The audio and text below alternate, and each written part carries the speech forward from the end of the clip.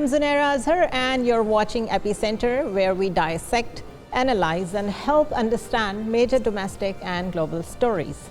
The next president of US, be it Biden or Trump, will have a massive job to do in terms of wars in Gaza and Ukraine, both of which are a direct threat to the peace and stability at the global scale. But looking at the Thursday night's presidential debate, there are no easy answers, and the hard truths will be difficult to come by. The 45th and 46th presidents clashed over abortion, immigration, foreign policy, inflation, and more. Let's discuss with our guests how they interpret the key takeaways from this debate. We have been joined by Sajid Tarar, who is a Republican and who has been an advisor to President Trump as well. And to represent Democrats, we have been joined by Mr. Tahir Javed. Mr. Javed, I'm coming straight to you. It seems that Biden's age and health problem just got worse after this first debate. While White House officials said that Biden had a cold. But this poor performance has rattled his followers, his voters, Democrats equally. Even one of the senators, Senator Lindsey Graham, he cast President Biden's debate performance as a threat to national security. How do you respond to that? Well, thank you for having me in your show. As you said in your intro, this is every election is an important election, but this is very important election as far as the global situation. And the president of United States always has to take a lot of very crucial decisions under a severe pressure. So the president should be the person, the candidate should be the person for the president who has total mental capacity and physical capacity to handle that pressure. True. Looking at the debate yesterday, very unfortunately, I was one of the biggest supporters for President Biden last time, but unfortunately, I did not see the same spirit and same health in the last debate. It's very unfortunate that we don't have any other candidate. But I'm still hoping. Why is that so? Well, see, this is, I would say that sitting, if your party has a sitting president and the sitting president announced, normally none of the leadership put their name in the ring. Normally, and that's but looking at the circumstances after the debate, do you think he's going to consider? I think so, because I personally know there's so much concern in the member of Congress and Senate, and I am only hoping that someone will come forward and make the conversation started with the president, and maybe the leadership will ask him in the convention to step down, and then the delegates can pick some other name. And I believe this is the only solution from the Democrat side. But I must have to say that at the same time, we don't have any better choice on the other end. So either you have to pick a bad man or a sick man. Either way, you have the person who's convicted and the person who did not perform that his health is well. So we don't have any good choice at this stage. Mr. Tarar, feel free to respond to this comment, whether we can have a bad or a sick president. But in addition to that, don't you think that this time Donald Trump actually reflected himself as a more restrained person? He was not putting those kinds of jabs at Biden that he did in 2020 elections. Do you think there is a Trump that has learned something from all that he has gone through? First, I believe that your viewers need to know what was this political drama was about. What is CNN? In the past, I have called the CNN a Clinton news network. And who were the Tapper and who was the Donna Bash? They were the Democrat, hand-picked socialist wing agenda anchors. And plus, at the same time, 16 people prepared Biden for this debate. And 16 people. 16 people. All the conditions and terms, they were set by the Biden-Obama administration, because right now the country is run by Obama. Everybody knows that. So the thing is, Donald Trump did not have any choice. Then the mic closures, and then nobody standing in front. I mean, all of these terms, they were given by the Biden administration because everybody knows the gentleman hardly can ride an airplane and hardly can go on stage and do anything. This political drama was set up by the White House and by the liberal Democrat side. Donald Trump, a matter of fact, not only this, that Dana Bash and Tapper, they tried to rescue him a couple of times when he was. There was no fact check. I was about to mention this, that there was no fact checking involved from the moderators. Yes, he looked like he was like a robot. He was heavily drugged. He hardly have any clue where he's standing at. And that is the unfortunate reality. I wanted to tell you, this drama was seen by the President Xi, and this drama was seen by the Putin at the same time. And they must be celebrating. They must be celebrating because election is still November 5th. And that election, matter of fact, that's another exercise at the end of this debate. This question, the billion-dollar question, was asked from Donald Trump, would you accept the result of it? And his answer was a beautiful answer. The answer was that a fair and free and legal election. And right now, there are half of the America, including many senators right now, they believe that it will be a rigged election. It will an unfair election once again? Yes. And not only this, here I wanted to make another point. Changing your political candidate, changing your presidential candidate at this point is another political corruption, matter of fact, because first of all, you have unleashed Department of Justice on your opponent, and now you want to replace a candidate right now again, which the people will have a very short time to know him, to his performance. There's a list of candidates. Kamala Harris is coming up. Newsom is coming up. New Jersey's governor is coming up. Pennsylvania, Michigan's governors, they are all coming up. As a matter of fact, I heard the news that 10 of the most senior Democrat people, they are meeting him to withdraw. But the thing is, if you personally ask me, Obama has become so strong in this country, running an establishment, Department of Justice, CIA, State Department, and Pentagon for 12 years. It's up to him. 18 million people walking in this country, and only one reason, because they want to make this country a one-party rule, one-party country. So matter of fact, we are on a free fall towards socialism or communism, and that is unfortunate reality. And it's not only me. Elon Musk has said about a month ago that authoritarianism is on the rise, democracy is in decline. All right. Mr. Javed, I'm quoting Washington Post here, which says that the two candidates appeared with no live audience for the first time ever in the history of presidential debates, and their microphones automatically cut off when it was not their turn to speak. The two moderators hardly interjected at any point. Why there was so much control over the media? Well, it's not the control over the media. It is the control. Why is the control over the media? Because there was no fact-checking involved. There were so many lies from the both sides, and nobody fact-checked it. Okay, fine. Well, this is something we all always knew. When Trump will speak, he just speaks. He speaks on one agenda, that he is the best person on the earth, and he is above the country and he's above everybody else. And that's all his one-line agenda when he speaks. Then in the last presidential election, everybody has seen that he did not let the other person complete his, sentences even. So that was the way to control. That was the way to control that. Well, but that if the person is not mentally has the capacity to listen to the other side, what are you going to do? You have to control. So you have to turn off the microphone. This is the only way they could have a little civil conversation if you cut off Donald Trump's mic. He would not let other person speak during his time. But when they had to do that, they had to do for the both of them. So let me just say something to my dear friend when he said that changing the candidate during this thing is another kind of corruption. This is what the law is.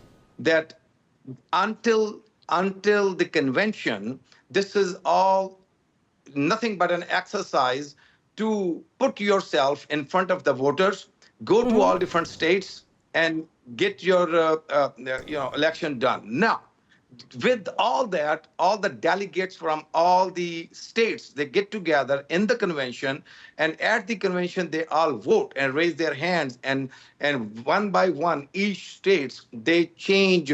They can change their mind, or they can do what they have done in the primary election. And when you get the majority of the delegates, and that's how you become the candidate. Now, Right. changing the candidate from that point onward may be a problem, but at this stage, until the convention, the day of convention, you can change, any party can change their But the candidate, candidate and can this is also decide absolute- that he is stepping aside for whatever reason. So there is always a provision. But be forced to. One quick- This convention, all the delegates, if they vote against him, then he is not the candidate anymore. Well, what I'm saying is that now, after this debate, if President Biden decides in favor of his own party that he's not fit for this election, he can step aside. Absolutely. No, but still you have to go through the convention and find the person who Find the received right candidate. So the whole drill has to go again. Not again. It's continue from where it is right now. And Okay. at the convention, they vote. All the delegates, let's say 50 people from Texas and 100 from California, when they come over there and they sit down, I don't have the exact number in front of me right now, but this is how the delegates, every state by state, they stand up. One of the guys said that this state, we all decided we will go for this person and we'll go for that. It might be 10 different candidates at the convention, but the person who will receive the majority vote will be the nominee. Okay, my last question to you. Is the party actually thinking of floating another candidate? Well, let me say that I served 2 years as the Deputy National Finance Chair. I had the opportunity to speak to so many congressmen and senators. And since this election started, my dear friend, know that the last several elections, I put myself in the front. I was the top bundler in Texas for several elections in the past. This time, from the beginning, I didn't participate anything because I was one of the few people who were thinking, and I had my conversation with so much of a leadership people. All they were doing, they knew this is not going to stand as they were thinking that it happened in last time. But everyone, I think they were thinking politics. Now they have to go above politics, and they need to think about the country, and they need to start talking, and they need to start I think they are thinking how to stonewalled replace the now. country. They are stonewalled now. My last question to Mr. Tarar, repeatedly, President Trump used the word Palestinian, weak Palestinian, in a very racist manner. How do you respond to that? First of all, I want to rebut that. I did not say that it's illegal to change the candidate, but it's not fair to the other candidate. And if this convention is the place to pick up the right candidate, what is the purpose of having primaries? What is the purpose of having the debates of the primary candidates? That is a wastage of time then. Plus, it's not fair to the other candidate. So the people, first of all, the Biden is, I don't think he will be able to come to the second or third debate. But the thing is, my case was this, that to tell you that democracy is losing the ground in this country. And who's the founder of it? The founder is this, who has allowed 18 million people walked into this candidate just free. Borders are complete. They are inviting. Matter of fact, the people are calling Joe Biden a travel agent because he has started even in flights to bring the illegals in this country. Okay, let's go to your question, where you said that Donald Trump has used the word Palestine. Matter of fact, the thing is this: if the American foreign policy was strong enough, these wars were not, they would not have been here right now. He has said it many times. Everything started from the fall of Kabul, fall of Afghanistan. Putin and President Xi, the Obama and Biden, they are weak people, and they took advantage of it. Right now, you can see it. The Gaza and the is a test. Right now, matter of fact. And the other day, the Bernie Sanders on the floor, he has almost cried. He said, "We are funding the Israel's war. We are giving all the ammunition and bombs, and Israel is not listening to us." So the American weak foreign policy is a foundation of every issue on the international level. Every single thing goes to the weak American foreign policy, and they are calculated. Right now, Obama and the Biden, they are so calculated and so predictable by Putin and President Xi that they cannot solve nothing. Either it's any environmental issue, any war, or anything. So the Palestinian issue, if you probably have seen, the President Trump has said many times that if he comes into the White House, he would be able to. He said he would do things differently, but we still don't know how would he do things differently. But thank you very much for now, Mr. Tahir Javed and Mr. Sajid Tarar. And let's take a short break here. On the domestic front, once again, the political reconciliation remains an unresolved conundrum. The Prime Minister, Shehbaz Sharif's recent offer to engage in dialogue with the opposition party was met with a firm rejection this week, as the opposition made it clear that there is no possibility of any dialogue unless Chairman PTI and all the political activists are released. Hence, the political stability remains a distant dream with a direct bearing on the security and economy of the country. Let's discuss in today's Epicenter the possible measures or the gestures much needed to break the ice amongst the stakeholders involved. Let me introduce the panel to you. We have with us senior journalist Fahd Husain with us. We also have been joined by Taimur Salim Jhagra from PTI, Rana Ehsan Afzal from PMLN, and senior journalist Mr. Amir Gauri. Thank you so much, gentlemen, for joining us. Fahd, at one hand, the Prime Minister has extended an offer, an olive branch towards the opposition, but at the same time, another federal minister, and I'm talking about Ehsan Iqbal here, he asserts that the founder of PTI should remain incarcerated for the sake of economic stability. In this conflicting scenario, who should we trust actually? Thank you very much, Zunaira, for having me on your show. I don't see this offer of talks actually going anywhere. We've already seen the reaction or the response from the PTI, and therefore I think while it is important that everyone continue to talk about talks, the actual act of indulging in some serious dialogue is unlikely. And I say that because the way that the current political dynamics are set, I think it doesn't suit the PTI to engage in talks.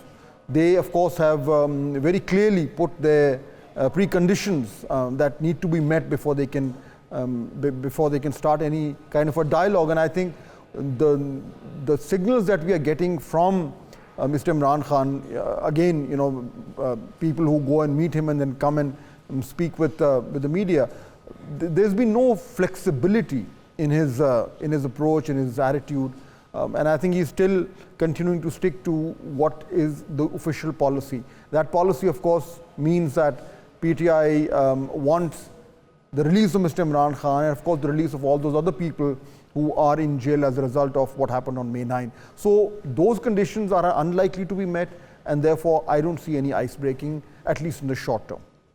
Right. Rana Ehsan, because it is coming from Prime Minister and you hail from the same party, why is this conflict apparently among what the other federal minister is saying and what the Prime Minister is saying? And on top of it, have you been talking to your coalition partners when it comes to offering any kind of reconciliation towards PTI? Our coalition partners, Bilawal Bhutto, has spoken of reconciliation on the floor of the parliament. And it doesn't matter what the federal minister says or says, or how many federal ministers say what when the Prime Minister is saying something, because obviously Prime Minister is the head of the cabinet, and if he plans to do something, then everything falls in line. So this came after an emotional speech of Ali Mohammed, that the Prime Minister decided to stand up and give an open-ended invitation of talks with the opposition for the sake of the country and for the sake that we take the economy out of this quagmire. And he even offered that if Khan Saab is facing any problems, we should work together. But the common denominator is that when we were in opposition in 2018, and we used to think that this is a stolen mandate in a selected Prime Minister, even then it was Shehbaz Sharif who was talking about a charter of economy, and who was sitting with the government on issues like Corona and the national security. And the missing part was then the Prime Minister, who did not feel the need to sit with the opposition. And today, if they have the same concerns regarding the election or, whatever, but it is still the Prime Minister right now, Shehbaz Sharif, and the same person who is offering to sit down and, move forward. And it is, again, the common denominator, PTI, or the Sunni Ittihad Council, which is not interested in talking with their colleagues, the political, the parties. Rather, it shows that they are not interested in talks, and they would want to continue this politics of polarization, and they would want to continue this blame game and not sit together for the sake of the country. Right. Mr. Taimur, your party or your leader has been taking a very offensive and aggressive stand since the day one, ever since his government was thrown out. Is there a possibility to convince him that maybe a more calmer demeanor may solve the issues at hand? Because look at the economy, look at the security. I mean, we have severe national security issues here. Is there any way, and is there anyone who can actually talk to your leader to, just show some gesture that might convince the stakeholders that he's not just an angry man? I mean, I don't know how you talk of convincing someone who is behind bars in jail on charges that even... leaders face that all the time. He is in jail. He is not allowed to come on the live transmission of the Supreme Court that is supposed to be there so that the events that happen in the Supreme Court can be transparently shown to the entire world. That's how much the government of Pakistan and the state of Pakistan is afraid of him. I think it's a bit remarkable if a person who's in jail on trumped-up charges is being the one who is being told to show the right demeanor and to show an olive branch. And I tell you what the cost is. I think PTI will talk anytime, but the agenda has to be very simple. Doesn't that say volumes about your popularity and your leader's popularity, that he has that popular base, and that is why we are asking him to show some calmer demeanor? That is the sole reason for doing that. I think his demeanor is pretty calm. But if you're saying that he offers even but I do agree, it does say volume about his popularity, that many of those who detest him actually feel that, the strongest political force in the country is Imran Khan. There is no equivalence between 2018 and 2024. And by the way, when the ISPR said that if we need to go and hold an inquiry, let's hold it into events in the past, I think from that very jail, Imran Khan showed a lot of magnanimity and said, hold as many inquiries as you like in the past as possible. Let's actually fix Pakistan for the future. Now, think of what's going on. There's a government that is protecting its existence. Okay, Mr. Amir Wari, there is a lot of talk in all this, and there is less of a walk. So to talk the walk and whatever everyone is offering to each other, there has to be a very magnanimous gesture from the state, I would say, state and the government. Do you see any possibility of that anytime soon? I think, Zunaira, this is too early to comment on this. Is only purely for the reason that I think the offer from Shehbaz Sharif or the government is very cosmetic. When he was standing in the parliament and he crossed over to the floor and went and spoke to Asad Kaisar and Umar Ayub Khan, and I was there in the parliament and we were seeing from the press gallery, it was just a friendly conversation because, government was busy getting their budget passed. We know that Imran Khan does not actually want to talk to this government. He and his party has made it very clear who they want to speak to. And they really want to speak to Rawalpindi. And I think Shehbaz Sharif here was also making an effort to ease that pressure on behalf of Rawalpindi. And another element, if I can introduce, remember the Chinese minister who just came a few days ago here, he has very categorically spoken about the need in Pakistan to, come to some sort of understanding between the political forces and make things work. And if Pakistan actually has to move forward, these political parties need to kind of come out of their very childish behavior, if I can use that word, very childish behavior, as if they are fighting over a cricket match in a street, and that is why what the government was doing, I think they were making this very cosmetic effort that, listen, we have offered this thing, olive branch or whatever you call it. And on the other side, it's very easy for a very broken and, frayed PTI leadership, because there is no, cohesion at the moment at the top, whatever, if we can call that the top PTI leadership, they are fighting. There is a lot of infighting. So for them, it is very easy to say that, listen, we will not speak unless our leader is out of, incarceration, and only he can speak. And that also tells that PTI also remains, just like other parties, still remains a cult where they cannot see, sadly, anything beyond their leader. They cannot think for Pakistan and the problems that Pakistani people are facing. And I think I will just stop there. And let's take a short break. Welcome back to Epicenter once again. Fahd, Mr. Gauri just used the word cosmetic, that whatever Prime Minister offered is cosmetic. Do you actually think that Prime Minister is empowered to make such offers? Because of course there is Rawalpindi involved. And we all know that the civil-military divide is 50-50 at the moment. The civilian space is not as it used to be like 6 years back. So do you think Prime Minister is really empowered enough?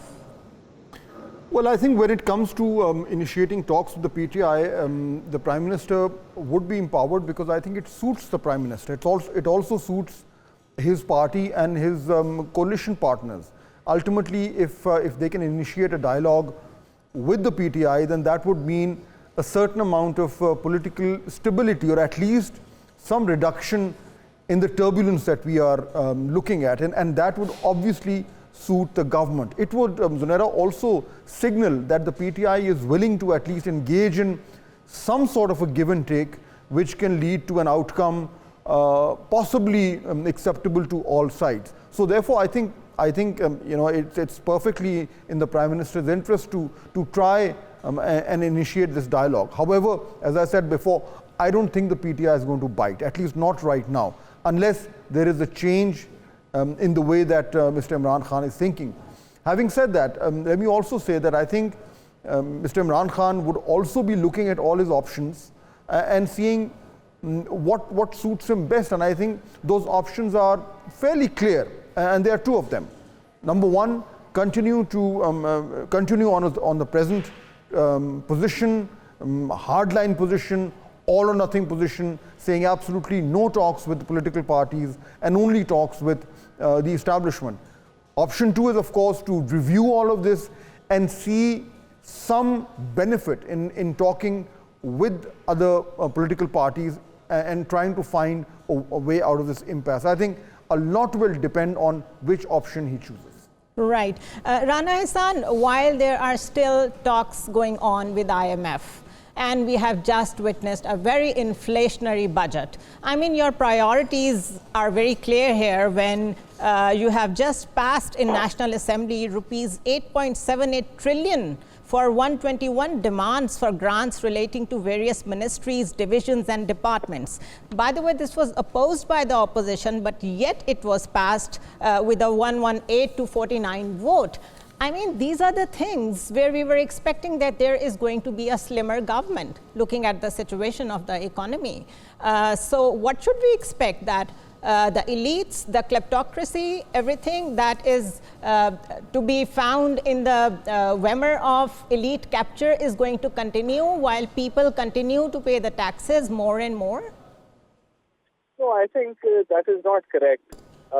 We have tried that, when you talk about exporters, they were in a regime in which their income tax was quite lower than that of the salaried class. And now we have ensured that they are going to be taxed in a similar manner as the salaried and the normal income tax regime.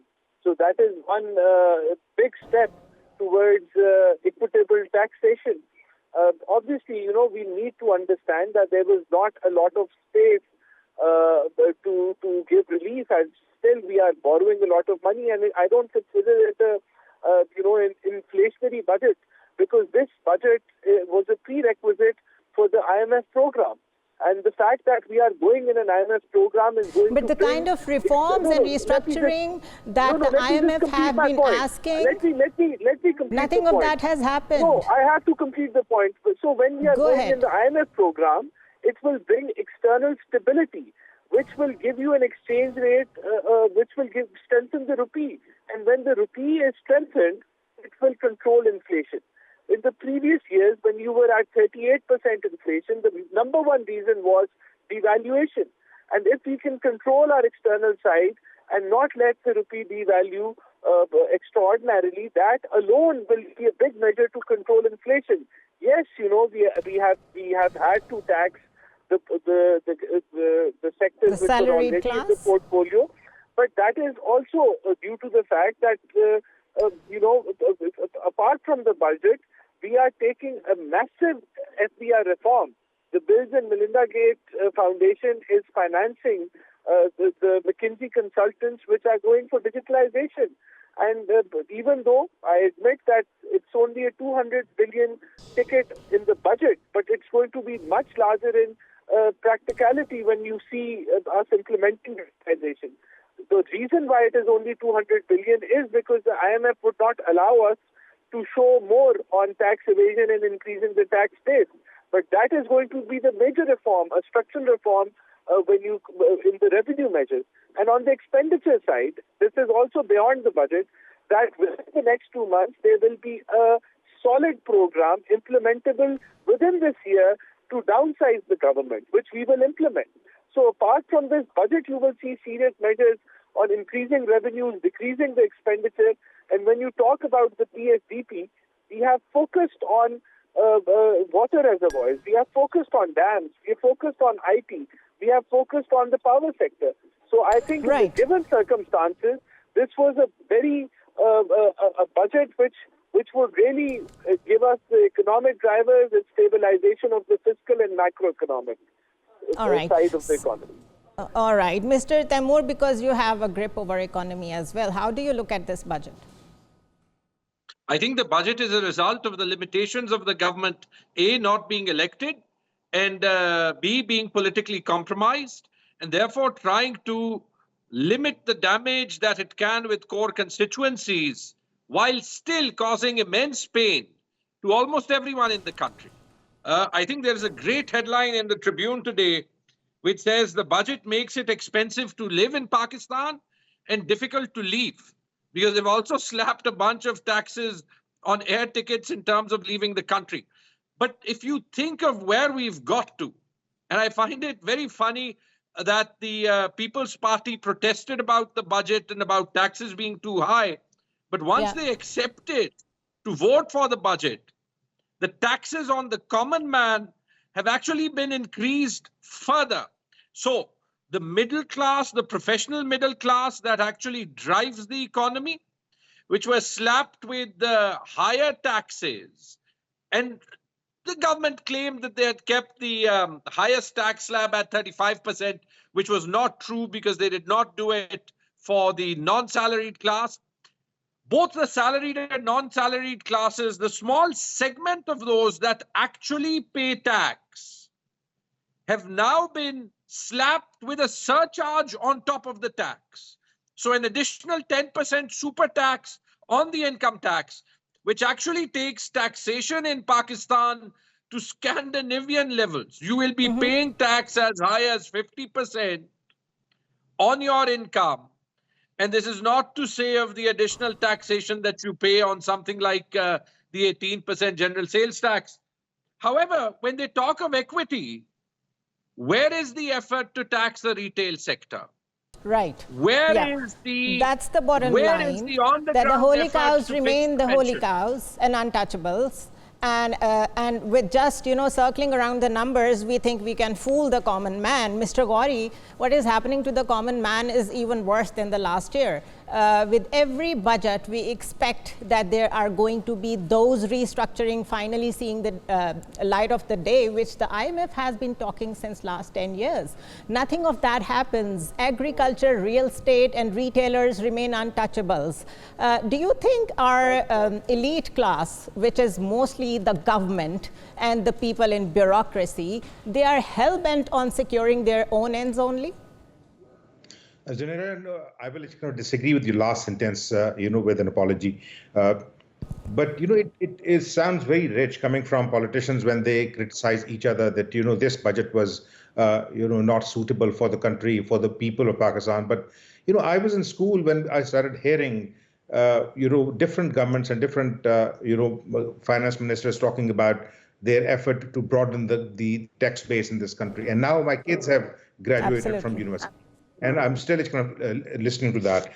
The issue is that, when there are very few sectors in Pakistan, the economic sectors, because economy is on a crawl, very few sectors which are crawling, very slow economy. But where Taimur has mentioned rightly, and you have also, pointed out that unless, a government knows every financial transaction which happens in the market, you cannot, and if I can say that, state does not beg for taxes. It does not ask for taxes. It levies taxes and it collects taxes. And right. unless and until the agriculture sector, the retail sector, I can tell you that major markets in Karachi, in Lahore, and in Islamabad, at least 80%, 70 to 80% business is cash transactions. FBR does not know people are making. The retailers. And these are the big retailers. So I will not use the word elite, but because even the small shopkeepers, they do not know what tax bracket they are in, and if they need to pay a tax. But compare it with economies where the government knows each and every financial transaction, unless and until we digitize our economy, unless until every financial transaction, whether it's 100 rupees, 50 rupees, or a million rupees. The FBR and the other tax collecting authorities need to know that this money is coming in people's pocket, and this is, we need to take out of that. Pakistan is not going to make it, and then we have to listen to IMF, because as creditors, they will definitely ask for the return of their money, and if you cannot pay that, they will come up with harder, conditions. Right. Thank you so much, and this wraps up this week's Epicenter.